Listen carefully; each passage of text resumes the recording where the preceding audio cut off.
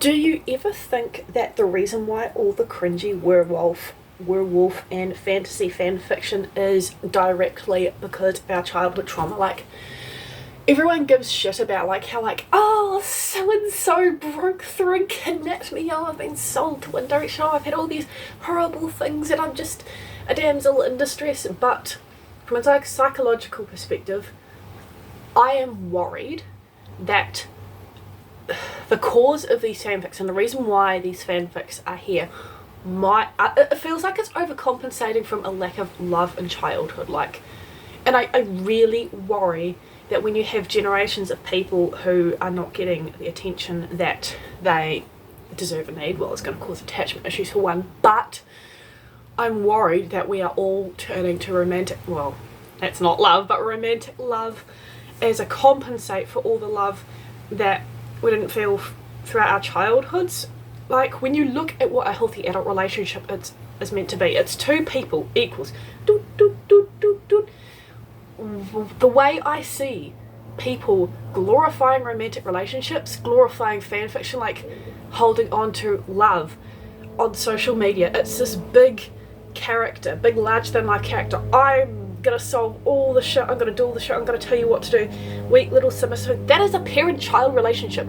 This little person down here, there is no way they could contribute equally in a way that matches this big energy up here. And I think that's the attraction. We want so, like, this world is fucking scary. Like, I would not be surprised. I would, if I was gonna be sus on mine, I would be very tempted to link in the rising statistic of submissive men, or men who are like no longer dominant in the bedroom, because everyone is so stressed out from having to like survive this fucking life where you never win. Like, big rant, but anyway, survive this fucking life. Everyone wants the stress taken off. Everyone can't deal. That's why I've got so many rising mental illnesses. That's why no one's coping, and it's reflected in everything we do. Like, honestly, what do you think that trope in fanfic is? And like, if I was gonna go really deep here, I reckon that's why they always paint like, I've been sold to One Direction. The werewolf leader of the pack hates me, but he falls into love with me over time. Like, oh, he's so mean to me and I'm just this woe. That is chaos addiction. You have had such an unstable upbringing, such an irregular form of love, that you can't safely rest in anything that is secure, in anything that is nice, in anything that is not dysfunctional. You need something a little bit horrible to regulate how it feels inside, because with how you feel inside, you don't feel safe. When you see something that's nice with low flaws, like you wonder, like, what's the catch? When's the shoe gonna drop? Like, at least when you have a controlled measure of something horrible, it feels real, right? Like, it's a real person.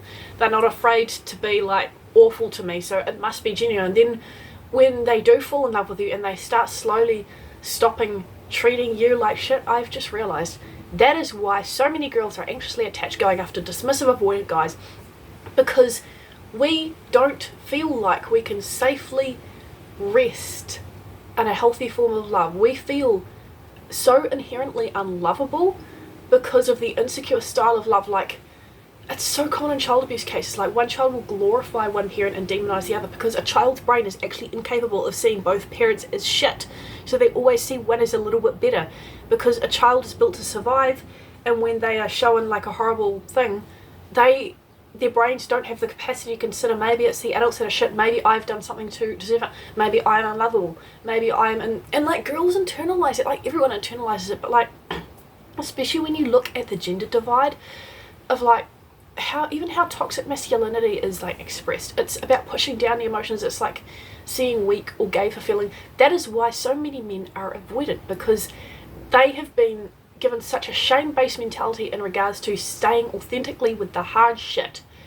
And oh my gosh, like, so many shits make sense. I have ADHD and I'm jumping around all the topics, but that is why we're all fucked as a society, because none of us are processing shit, which means everything that we don't resolve bleeds out into the world around us. It's fucking up our kids, and then our kids grow up thinking that they're unlovable, and then they are seeking to find solace in anything they can, but because they have not grown to adulthood in a healthy stage, there are parts of them, like wounded inner child, that are still stuck at various different ages. So yes, you will look for really toxic, shitty fanfiction and really unhealthy love tropes, because there is a part of you that is still really, really fucking small and wants something big and caring and gives a shit about you to just take everything off your hands and look after you and make sure you're okay, parent child. But because you're so broken that you don't think that you are worth loving as you are, you feel like you either need to convince someone to love you and show your worth. And oh my gosh,